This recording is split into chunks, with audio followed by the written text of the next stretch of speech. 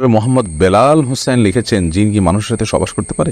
স্বামী বিশেষ সময় অক্ষম হলে স্ত্রীর করণীয় কি হবে? মেয়েদের পেশাবের পরে পানি ব্যবহার করার পরে মোছার জন্য আলাদা কাপড় ব্যবহার করা জরুরি কিনা? রাকিব আপনি লিখেছেন, হস্তমৈথুনে হবু স্ত্রীর হক নষ্ট করা হয় কিনা? আপন দুই বোনকে একত্রে বিয়ে করা যাবে কিনা? ভাঙা প্লেটে খাওয়া যাবে কিনা?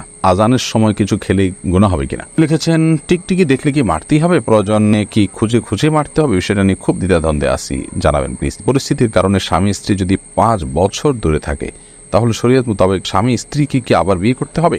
অ্যালকোহল যুক্ত পারফিউম ব্যবহার করে নামাজ আদায় করলে নামাজ হবে কিনা? অনেক জায়গায় বসে প্রস্রাব করার ব্যবস্থা নেই, দাঁড়িয়ে পেশাব করতে হয়, এরকম পরিবেশ আমরা কি করব? নামাজের সময় পাশ দিয়ে কেউ গেলে বা আসলে আমার আম্মু নামাজের ভেতরেই তাকায়, এতে নামাজের কোনো সমস্যা হবে কিনা? চলুন আপনাদের যে সমস্ত প্রশ্ন ইতিমধ্যে চলে আসছে সেগুলোর উত্তর দেওয়ার পালায় আমরা প্রবেশ করি। ফয়সাল আহমেদ আপনি লিখেছেন, টিকটিকি দেখলে কি মারতেই হবে? প্রয়োজনে কি খুঁজে খুঁজে মারতে হবে? বিষয়টা নিয়ে খুব দ্বিধাদ্বন্দ্বে আছি, জানাবেন প্লিজ। না, খুঁজে খুঁজেই আপনাকে মারতে হবে এমন কিছু কোনো বাধ্যবাধকতা নেই, বরং আপনার চোখে পড়েছে উপদ্রব করে আপনি মারবেন, কিন্তু এটার জন্য আপনি খুঁজে খুঁজে বেড়াবেন, এটার পিছিয়ে পিছিয়ে ঘুরে বেড়াবেন, আপনার অনুসন্ধান করে বেড়াবেন, এই কথা হাদিসে বলা হয়নি।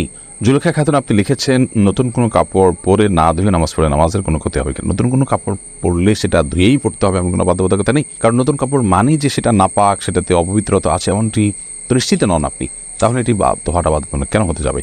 তবে হ্যাঁ, আপনারা যদি নতুন কাপড় কেনার পর